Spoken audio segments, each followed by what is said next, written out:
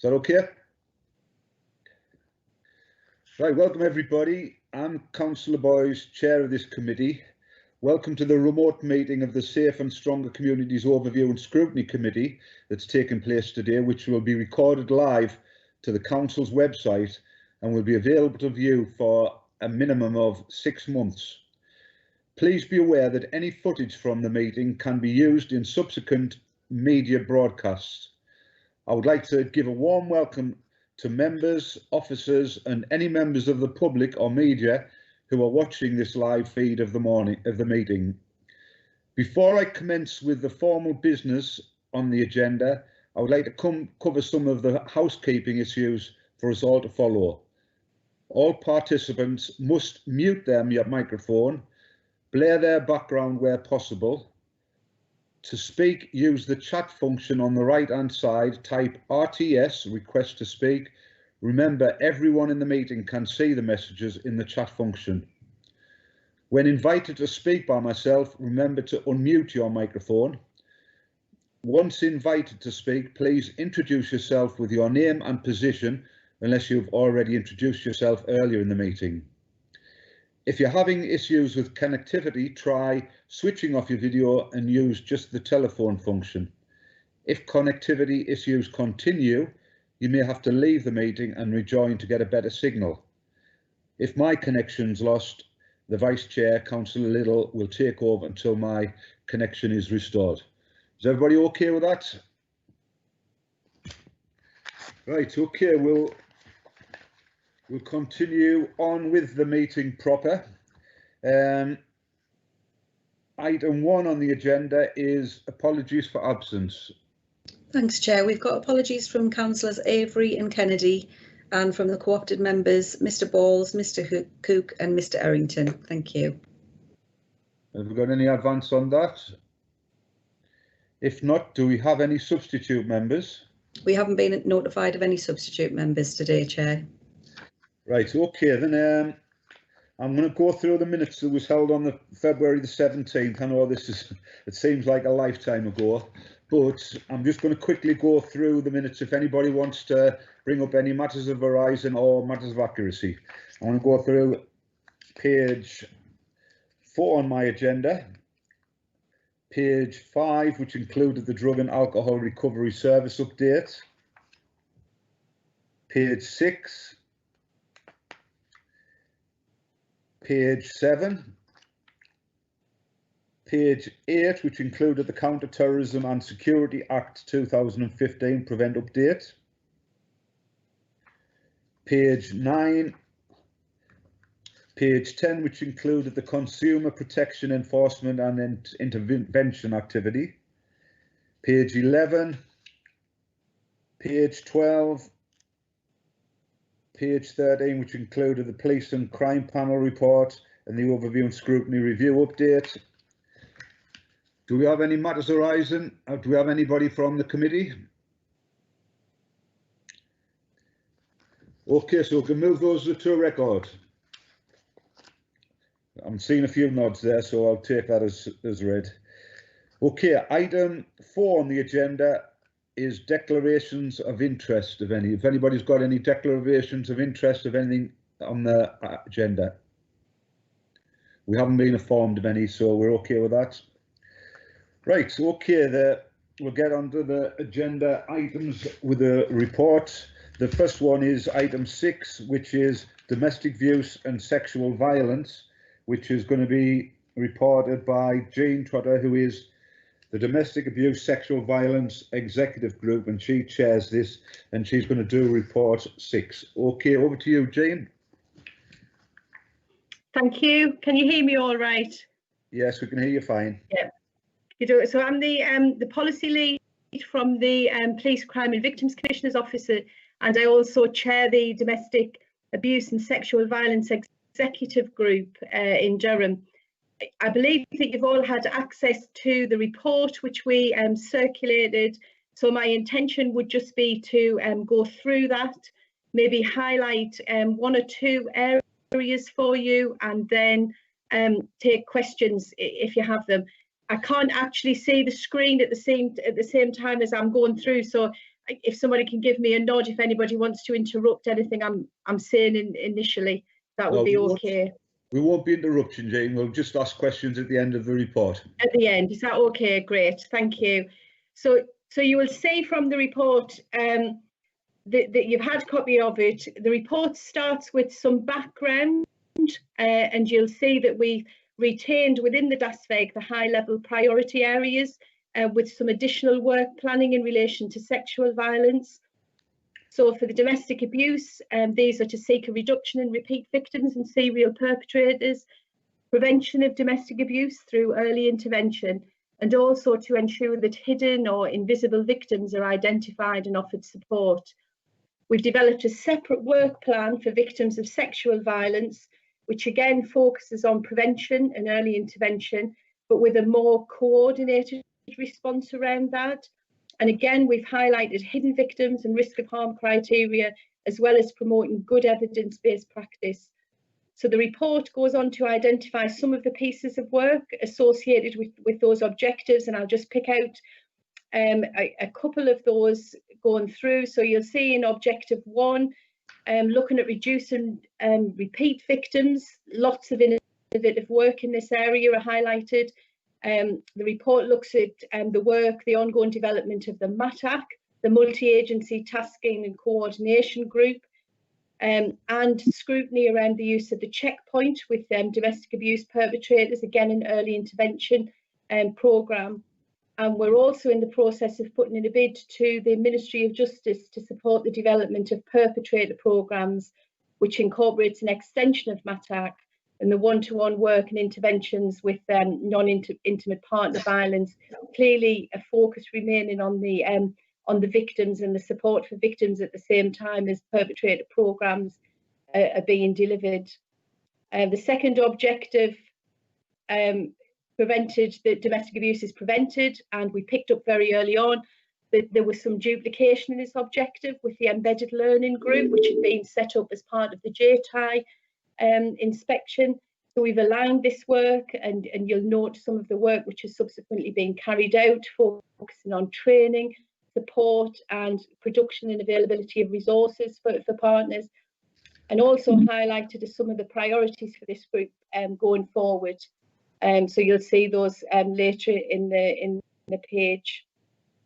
The third area, which is more invisible victims are identified. So again, a programme of work's being developed by the Task and Finish group linked to this objective, and that's aimed at achieving a better understanding of the issues related to invisible victims.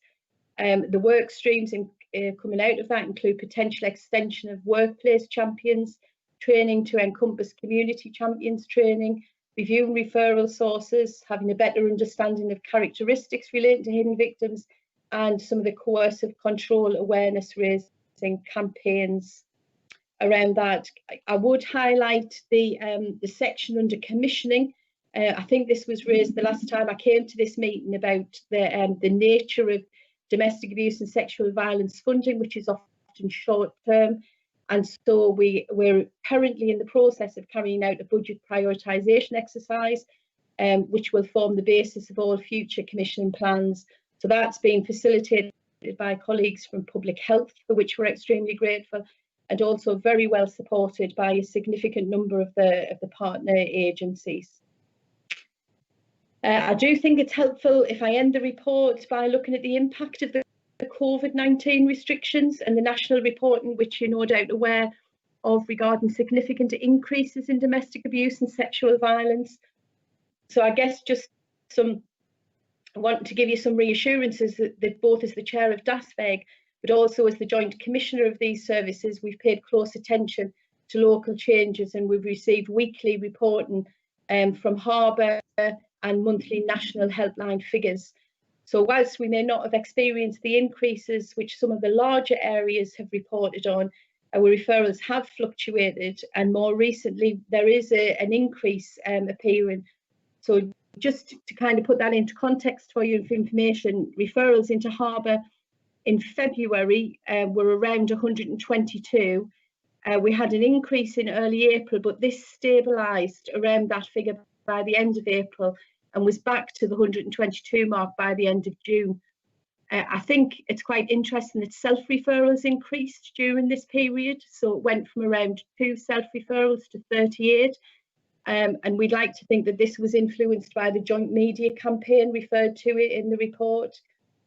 We were also able to get local data a little way into COVID for calls to the national helplines. Clearly these had increased, but what we found that once we got the local data, calls hadn't particularly increased from this area, which would suggest that those in Durham do use the local provision where appropriate. So I've mentioned that it is concerning that we are beginning to see an increase now, and that will be closely monitored. And it's also worth mentioning that the force took a very proactive stance in making contact with victims of known repeat perpetrators and high-risk cases, so paying visits to the homes.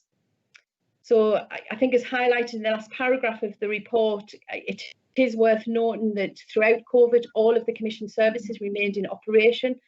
Collaborative work and enable things like the joint campaign, which was a very successful campaign. And then we've also had some additional funding through the Ministry of Justice to the Police and Crime Victims Commissioner's Office. And we've been able to distribute that among our commission partners and our non-commission partners, which has seen some innovative development of support, particularly through the use of IT. I think that would be sort of the things that I would highlight if people have got any questions from that. Okay, thanks very much for that, Jane. As you know, it was something that myself and Councillor Little were very concerned about, whether there was going to be an increase in domestic abuse during lockdown. I know there's been an increase in alcohol consumption, and whether there's going to be a connection with that. With regard to the other things, it's very welcome that there does seem as though there's a joint approach with all the sort of authorities to help combat this. I'll take questions from the floor. If anybody wants to put a question, can you put RTS and we'll see that in the corner.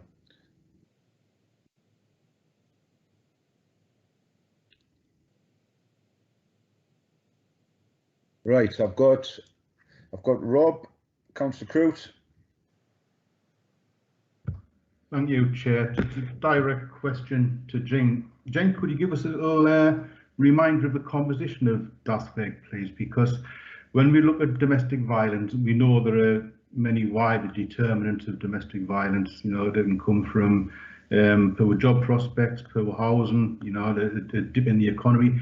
And I think we're seeing an impact on all of those quarters, aren't we, through COVID-19? So they need to be taken into account. So what other groups do we have on DASVEG, and how do you bring all of that information together and also pool resources? I know that you're looking at a budget prioritisation exercise, as we know that money's quite tight at the moment. Are we confident that we can meet the challenges once they've been identified? Thank you. So I guess the first part, in terms of the composition of DASVEG, there are a lot of agencies represented on DASVEG. So we have public health, we have housing on there, we have probation partners listed on there, we have links with children's services within the local authority.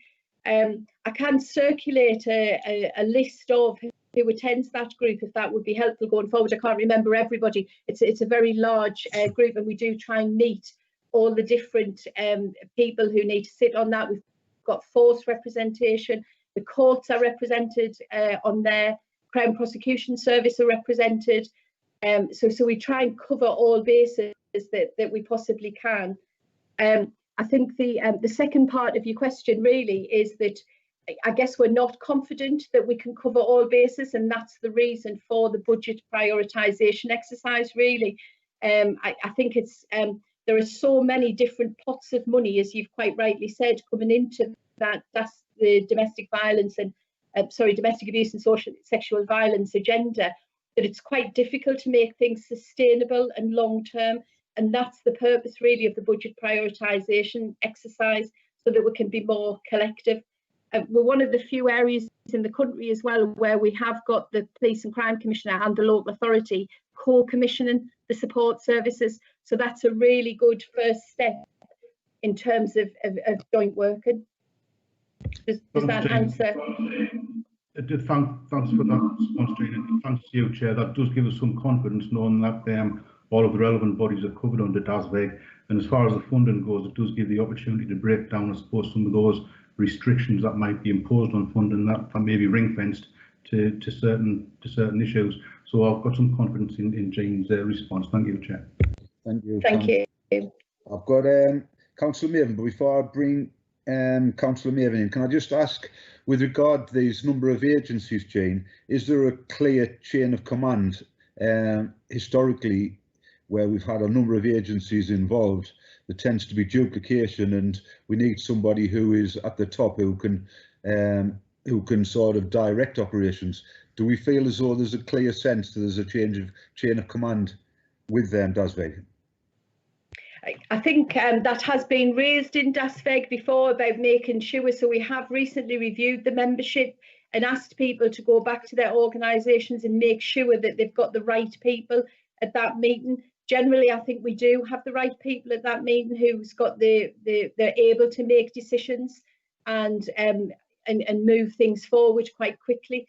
So we do feel confident about that at the minute. Yeah. Right. Thanks for that. Tom, you've got your hand up.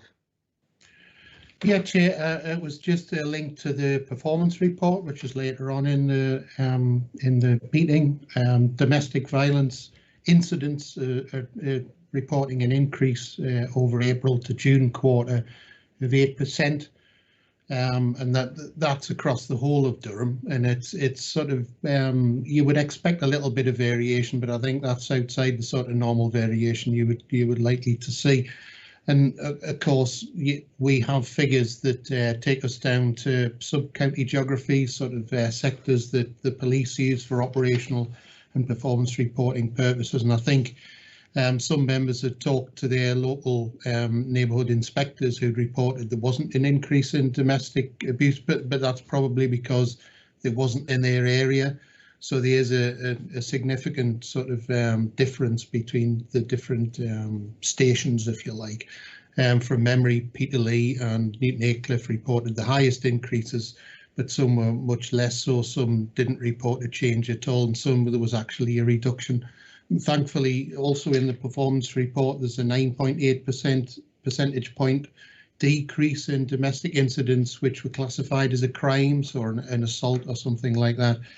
Very little change in the number of incidents involving alcohol or the referrals, which are high risk. So it was just that link to the performance report that I wanted to highlight. Thanks, Tom. And how up to date are those figures that you've referred to? Those are for April to June, Chair. Oh, that's fantastic. Well, that's very helpful. Thanks very much for that.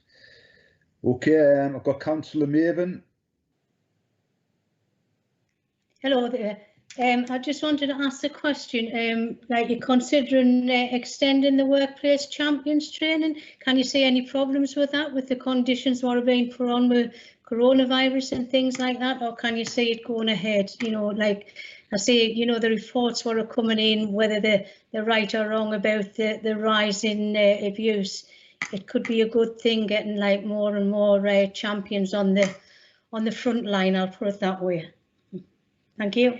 I think, like everything at the minute, we're trying to keep everything going as best as we can with COVID restrictions on us. So obviously, like today's meeting, we're trying to do more remotely, making that more accessible. So it's not that obviously we'll not be able to progress it in quite the same way as it was before, but it doesn't mean that we're not looking at alternative ways of progressing that, using the IT and the additional IT which we've been able to secure through some of the additional COVID funding.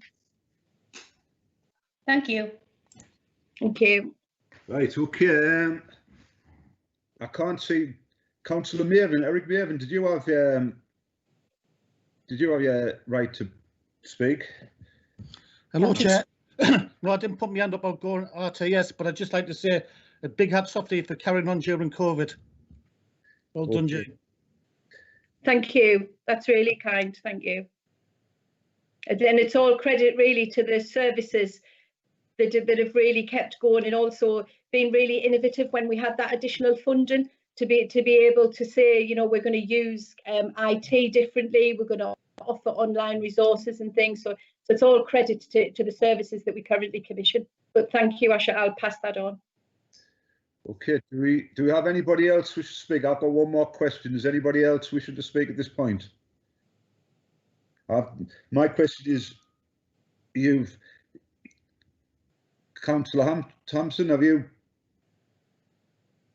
Councillor Hampton, did you put your name up forward? No, Chair. It's Councillor Hall, sorry. Sorry? It comes up as CH, meaning Councillor Hall. It's a bit confusing, sorry. All right, I've got CH Carol Hampson, I've got CH Councillor. No worries. Well, okay, you're very welcome, David. So, yeah, you can make our contribution. Thank you very much. Just a quick question on commissioning. Obviously, it says it's underway. I was just wondering when the outcome of that will be happening. Will it be this year? And is it something that's going to be on our plan to be reported back to this committee in the future as well? We're into the last sessions now with that. There are some more sessions in October. We would certainly expect to have a report back in relation to that by sort of November, December time, and yes, it would be looking towards 2021's budget and how we can prioritise that going forward from then onwards. Thank you. Okay, I've just got one more question. That's something you mentioned about trying to get in touch with the invisible victims, and historically it's always been difficult to contact and help the hard to reach groups. What part of the strategy is going to be devoted to that, Jane? So I think one of the big things from that would be the success of the campaign that we had right at the beginning of COVID.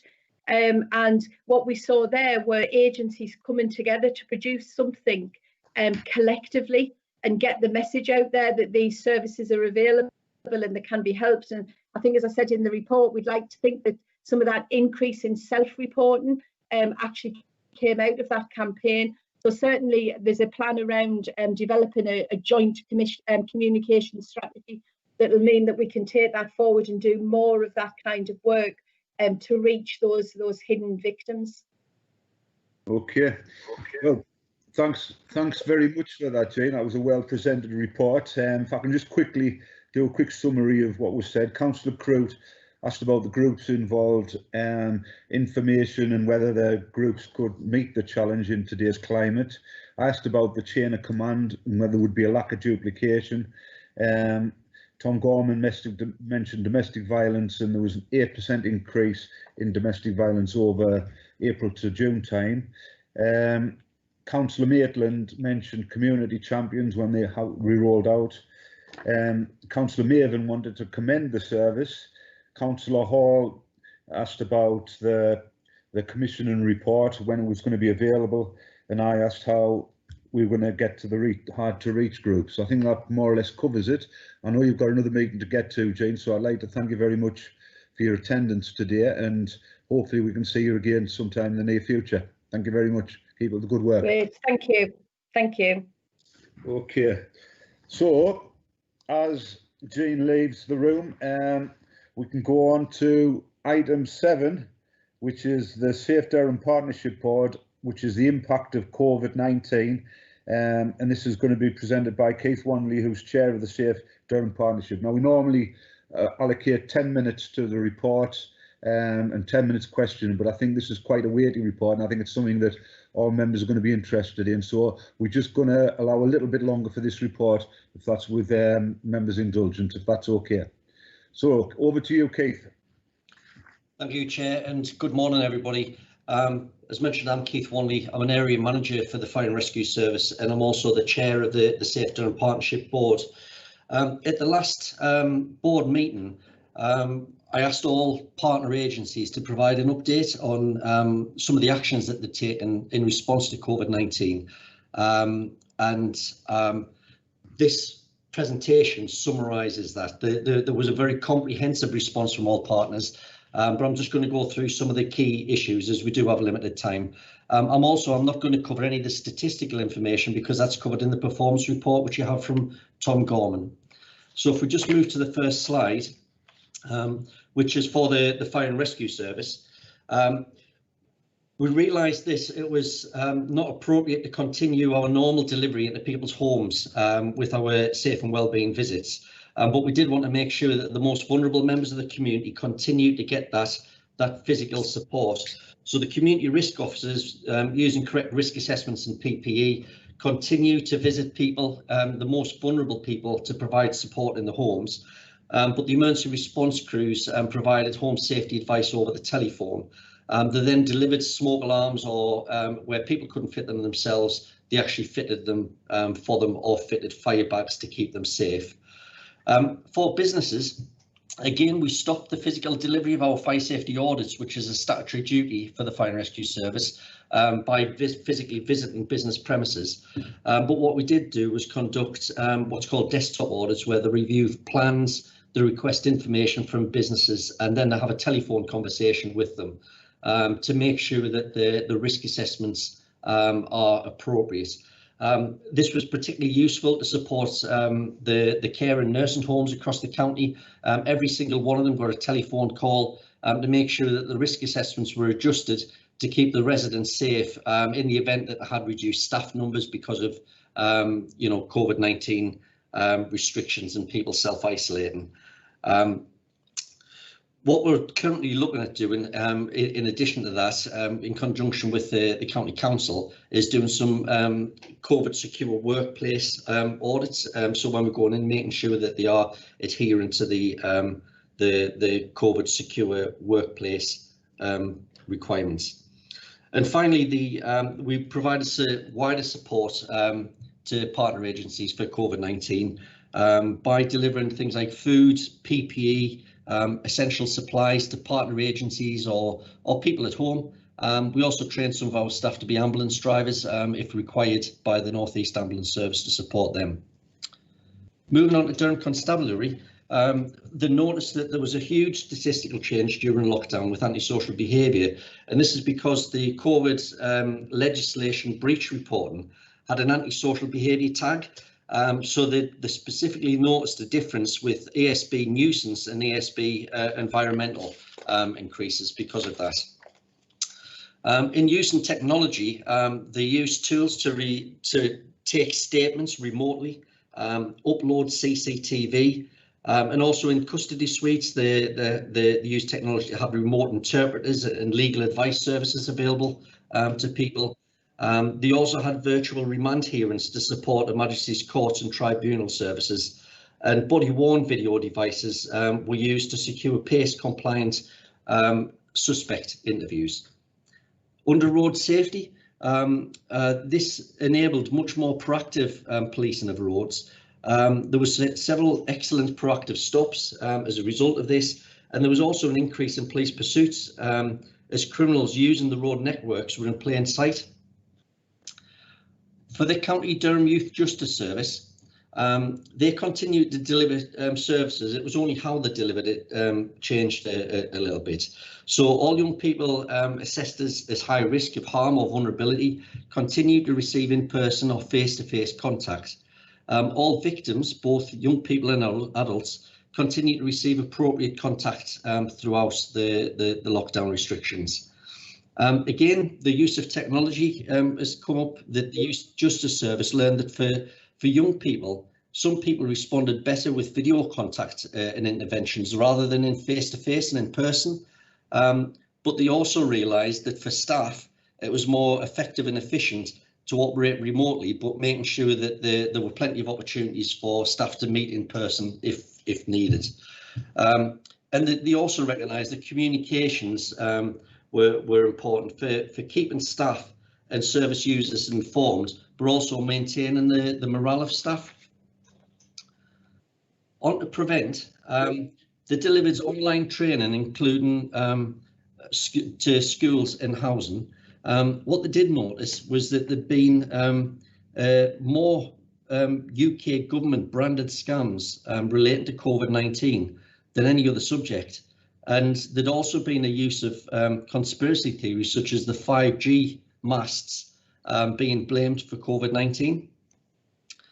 For the channel panel, which is a safeguard multi-agency panel, This was still meeting monthly via Teams to support people who were vulnerable from radicalisation, but the Home Office intervention providers have gone back to meeting cases on a face-to-face basis because they felt that this was the most effective method of working with somebody who'd been referred to Prevent.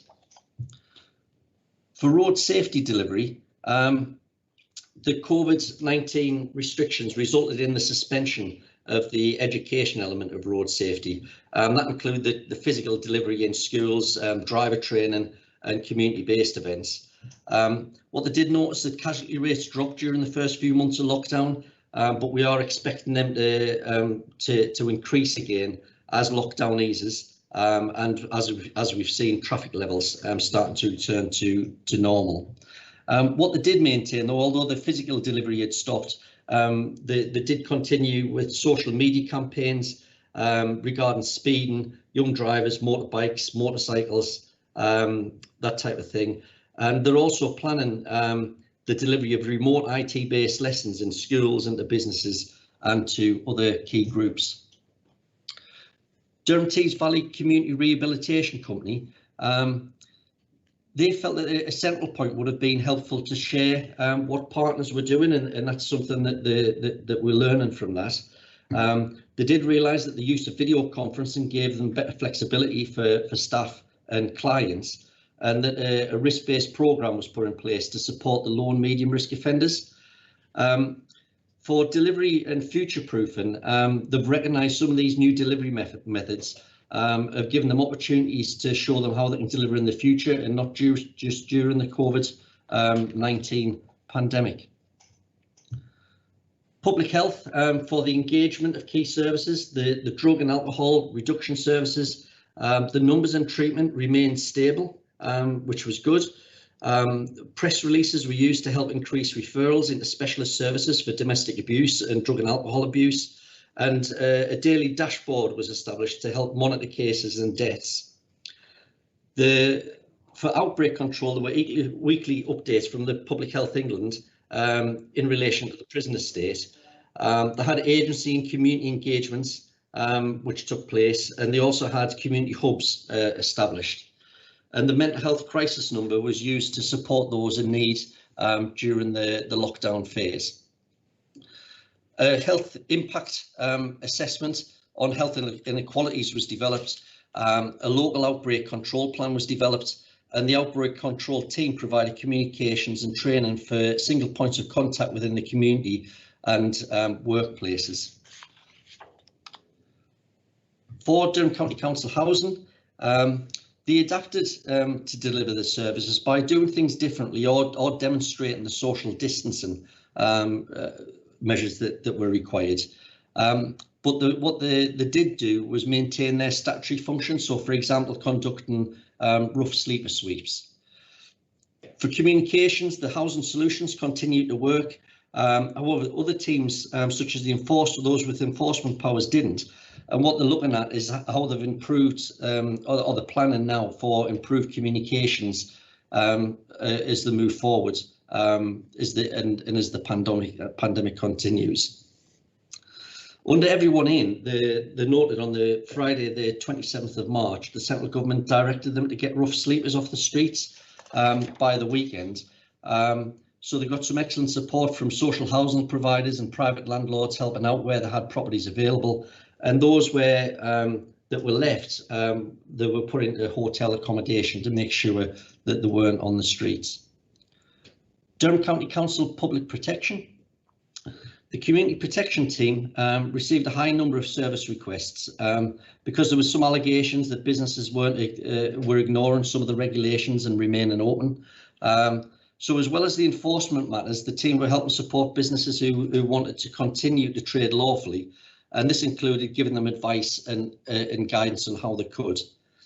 During the lockdown, there was no reduction in the level of demand for the noise action team. This was predominantly due to because many people were at home and couldn't go out. The noise from neighbouring properties was more apparent. There was also many community safety issues that they were dealing with during lockdown, such as an increase in fly tipping and domestic waste being left in gardens and back lanes. Officers continue to do walkabouts with members and partner agencies, and where they found issues, they were referring them to the multi-agency problem-solving groups, and they have continued. The maps have continued since March's virtual meetings.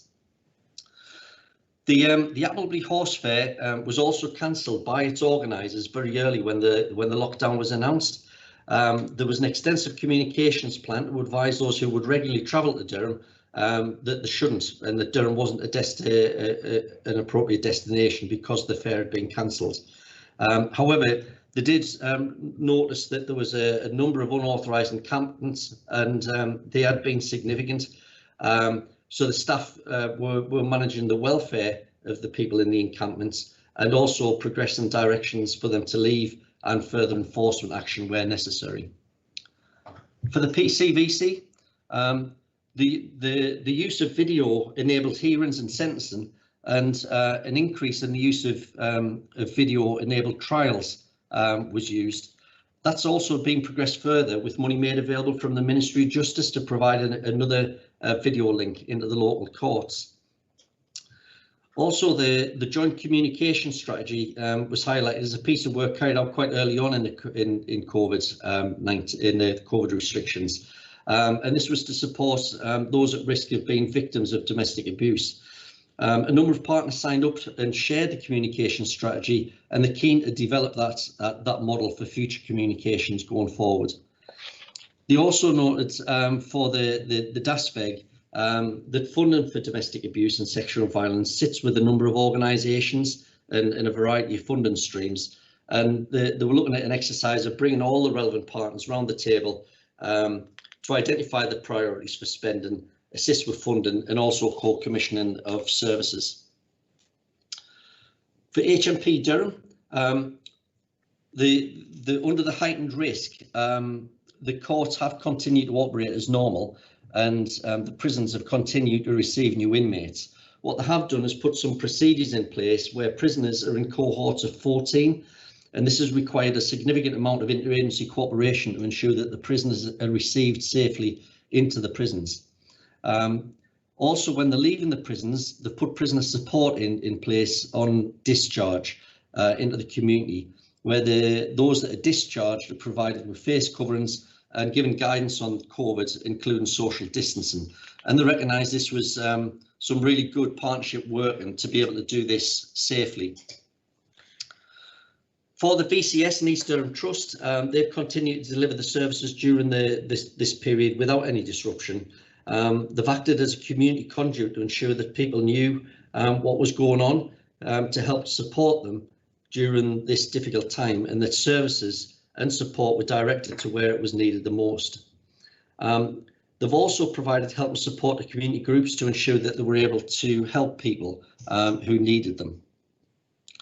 So, in summary, in conclusion, it's clear that there's been some excellent work by partners, and that there's a number of cross-cutting themes throughout the presentation that we can learn from and use in future. So, for communications, it's been highlighted that it's really important to have good communications because this helps identify need and risk.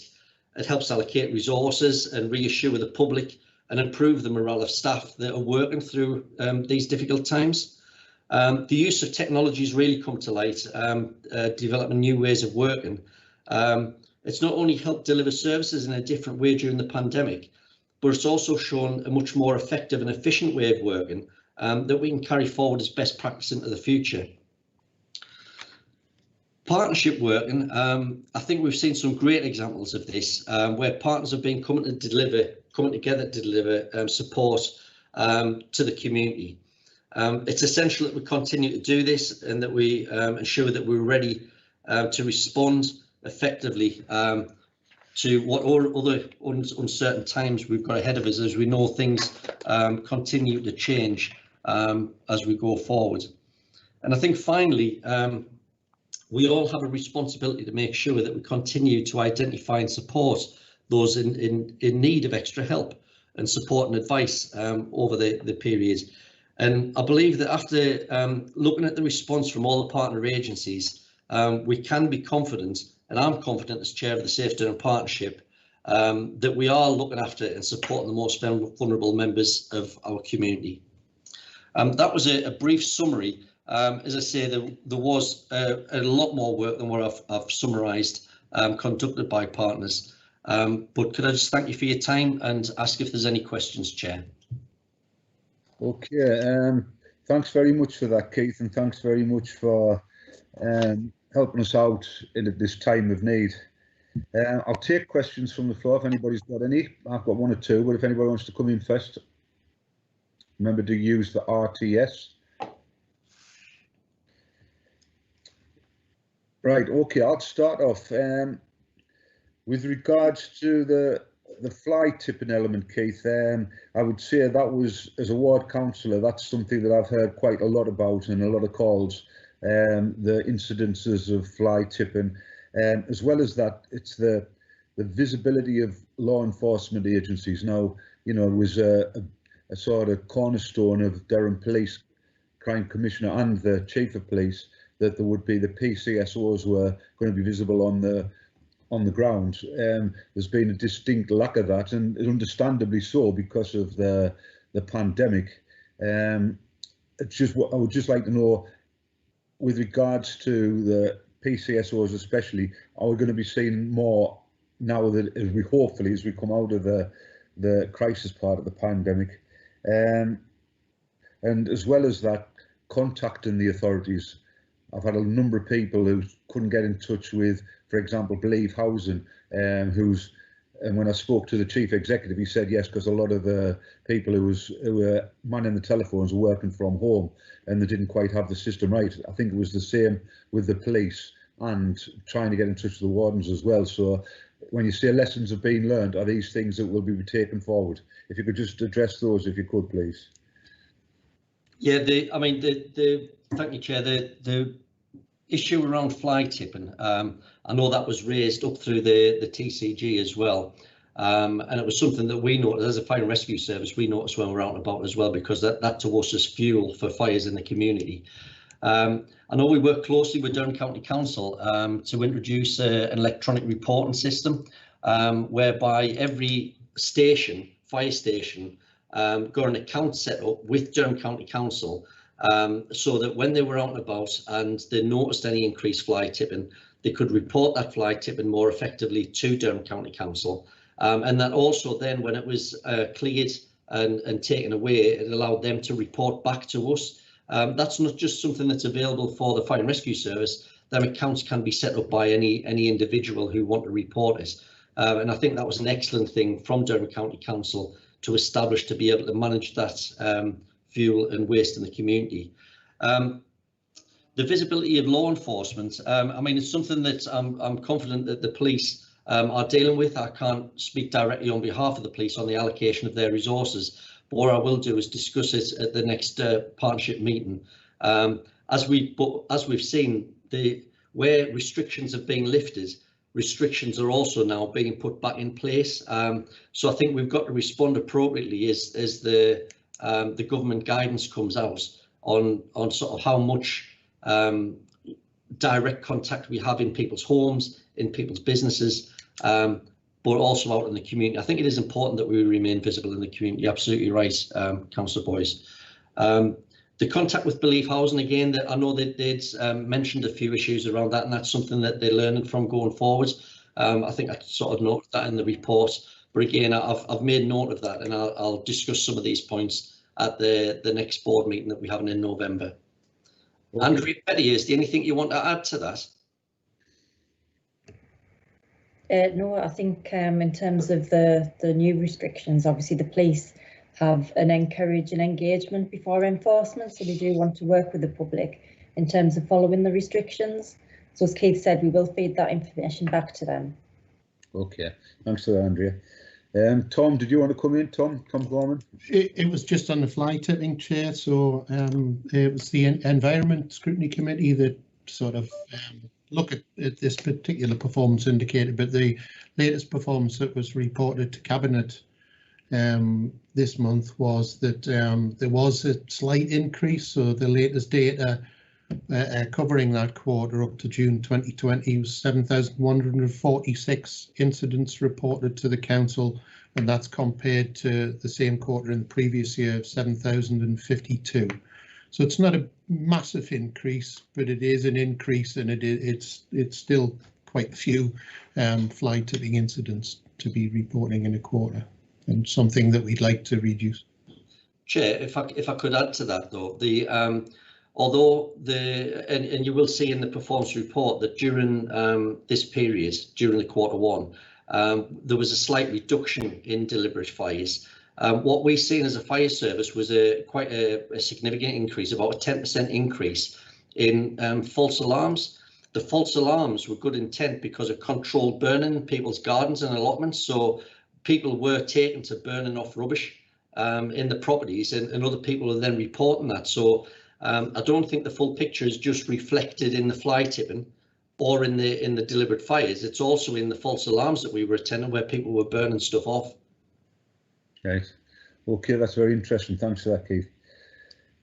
Got Councillor Crute. Thanks, Chair. Pursuing your point on fly tipping, I think we'll have seen even moderate increases in most parts of the county when the household waste recycling centres were closed because of the pandemic restrictions. But I think in certain areas you'll have seen quite a marked increase. I mean, you come from a colliery village like I do.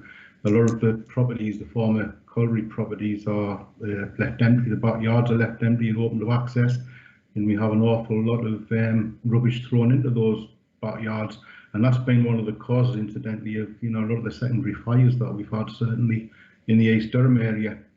But I note that the Cabinet's just agreed to send a proposal to the Secretary of State to introduce a selective licensing scheme. That'll be on its way down as we speak, and that'll be proposing to look at some of not just the housing issues through the private rented sector, but some of the environmental issues as well that we were talking about this morning. In addition, I understand the council looking to increase its warden numbers as well in due course, so that should help. But to go on about to expand on Tom's point about the economy, the Environment Scrutiny Committee, they'll be considering at its next meeting on the 16th of November its environmental campaigns, including fly tipping. And it may be, if there's an interest from this committee, that we extend and invite the members of this committee to that meeting on the 16th of November. Thanks, Chair. Thanks very much. I think that would much appreciated, because I think it is a cross-cutting issue between the two committees. Councillor Beattie. Thank you, Chair. Keith, I was just wondering, and I'm a bit curious to know, if all of the statutory agencies, just going through all of what you've actually listed in this presentation, do they feel that the powers have been in place to help you deal with the restrictions? Or is there anything specifically that maybe has caused concern or is still causing concern that, we can potentially look at, even as a committee? Because it's blatantly obvious, this hasn't gone away yet. I'm specifically relating to COVID and all of the issues around it here, because there's a lot of speculation in the media about the various powers that's been given to those statutory agencies, and I just wondered if you could give us a little bit of a flavour about that. Thank you. Okay. Thanks, Councillor Beattie. The important thing about the use of powers is working together as multi-agency partnerships, because we all have different powers and statutory functions, and sometimes it's not clear who it actually sits with. So I think it's important that we sit together as a partnership to deal with that. As this has been still relatively new. The lockdown only started in March. It's now being lifted. There's been change in guidance and restrictions as the R rate has increased or reduced in certain areas. Again, it's something I can't give you specific detail on, but I think what I will do is put it on the agenda for the next meeting to get a more detailed discussion around that, and then we can provide some feedback on whether we feel that there are some additional powers required, or even if it's just to clarify where the powers and the statutory functions sit, so we know we've got that network of information to be able to refer that if one agency feels it doesn't have the powers to deal with it, they know clearly who to go to for those that do. Chair, if I can just come back, thank you for that. That's exactly the sort of thing. I didn't want to put you on the spot and come up with examples now. I just think we need to be a bit mindful of it. And at the same time, thanking all of you and all of those agencies involved for, you know, all the excellent work that's actually happened. I don't want to diminish that work at all. Thank you. No. Thanks, Councillor. Okay, I haven't seen anybody else with an RTS. Oh, Tom, have you got your hand up again? Yes, it was just a small update, Chair, to some of the figures. I mean, the figures that we present in the report, some of them come from official sources such as government departments or the Office for National Statistics or Public Health England or whatever. And there are some time lags, which mean the latest performance data doesn't actually cover the period since lockdown. Since it started on 23rd of June, so we can't see the immediate impact of COVID-19 in some performance areas. There's little we can do about that really, but there is one indicator, sort of classic example really, which is on suicides, which I can provide updated data for, and this is the suicide rate, and that's a direct standardised suicide rate for per 100,000 population. Quite a time lag on this because we have to wait for the coroner to confirm the official verdict of death by suicide.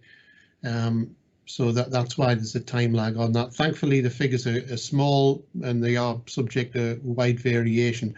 So what the ONS does is it publishes a rolling average over a 2-year period. And the period that you have in your report is 2016 to 18. Public Health England have just recently published the latest data for 2017 to 19, and that shows an increase in County Durham across all the comparators that we publish in our reports since the 2016 to 18 period. So Durham's gone up from 12.8 in 2016-18 to 13.4.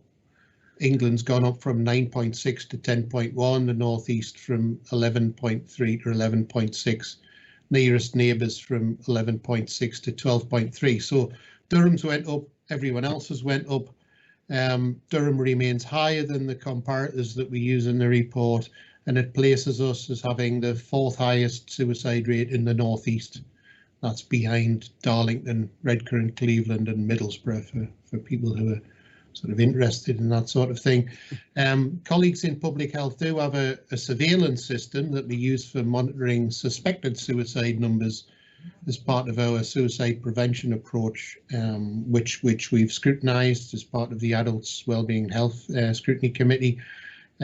We can't publish those figures because they are unofficial and they are subject to change when the coroner announces the verdict. But that's shown, actually, the latest figures that there hasn't been any increase since lockdown in Durham. Right, okay, well, thanks very much for that, Tom, and that's very interesting. But as you said, the time lag, it's going to be interesting with the next report we get on these sort of figures, because that's going to give us a more accurate sort of indication of what's actually happening. Yep. But thanks for that. I haven't had anybody else wish to speak, so if I can just quickly summarise, I mentioned about fly tipping, contacting the authorities and the visibility of the law enforcement agencies. Tom mentioned that the Environmental Scrutiny Committee was going to be considering fly tipping and the number of incidences. Councillor Crute mentioned again fly tipping and the closure of the recycling centres, as well as the empty properties which become a magnet for fly tipping and arson. Hopefully the selective licensing scheme will help to combat a lot of that. Councillor Beattie mentioned whether the restrictions are a cause for concern amongst the agencies and whether they have sufficient powers to deal with the issues faced. And Tom mentioned again about the suicide rate in County Durham as a whole. I think that more or less covers it. If we can go to the recommendations, I'm going to do both the last report and this report, the recommendations. The recommendations for the domestic abuse was that the Safer and Stronger Communities Overview and Scrutiny Committee note the report and commented accordingly, which we did. And on this, the Safe Durham Partnership report, the committees asked to note information contained within the presentation from the Safe Durham Partnership and comment accordingly, and to consider the overall position and direction of travel in relation to Q1 performance, the impact of COVID-19 on performance, and the actions being taken to address areas of underperformance, including the significant economic and well-being challenges because of the pandemic. Well, I think we've covered those at length. I'd like to thank you for your report, Keith. That's a very comprehensive report. And as Councillor Beattie says, let's keep up the good work and hopefully we can see you again soon.